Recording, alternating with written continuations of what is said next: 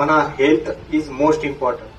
So regular గా మన police డ్యూటీలో మన ఒకటి రీజన్ అంటే పోలీస్ డ్యూటీ చాలా హెక్టిక్ ఉంది, టైం దొరకలేదు, తర్వాత టైమింగ్ ప్రాపర్ లేదు, lunch time dinner time proper లేదు, హెల్త్ పైన అటెన్షన్ ఇవ్వడానికి టైం లేదు, ఈ అన్ని చెప్పి మన అందరూ హెల్త్ నెగ్లెక్ట్ చేస్తున్నారు. రెగ్యులర్ గా చెకప్ చేయట్లేదు, తర్వాత ఫ్యామిలీ మెంబర్ కూడా దీంట్లో సఫర్ అవుతున్నారు.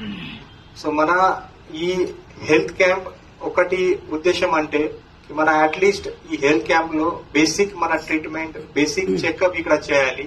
ఏదైనా సీరియస్ గా ఎలిమెంట్స్ ఉన్నాయి, సీరియస్ గా ఏదైనా ప్రాబ్లం ఉన్నాయి, సో ఫర్దర్ గా మన రెగ్యులర్ హాస్పిటల్లో పోయి చెకప్ చేయాలి. ఇది ఉద్దేశంతో లాస్ట్ టైం కూడా ఐ థింక్ 5-6 మంత్ బ్యాక్ ఒకటి మెగా హెల్త్ క్యాంప్ పెట్టాము. ఇప్పుడే కూడా ఈ రోజు అది స్మాల్ ఇనిషియేటివ్ గా ఫస్ట్ మన డివిజన్ లో ప్లాన్ చేస్తాం, అదే ఉద్దేశంతో స్టార్ట్ చేశాను. బట్ ఇది కూడా పెద్ద అయింది. మరియు మళ్ళీ ఫ్యూచర్ లో అవకాశం ఉండేతో మన అచ్చంపేటలో ఒకటి అండ్ కల్వకుర్తిలో ఒకటి కూడా కండక్ట్ చేస్తాము. ఈ హెల్త్ క్యాంప్ లాస్ట్ టైం కూడా మేము చూసాము. ఈ ఒక హెల్త్ క్యాంప్ లో ఒక ఎస్ఐ ర్యాంక్ ఆఫీసర్ గా సీరియస్ ఎలిమెంట్స్ ఉన్నాయి, అది అక్కడ హర్ట్ లో హోల్ ఉంది, అది కూడా డిటెక్ట్ మన హెల్త్ క్యాంప్ లో అయింది.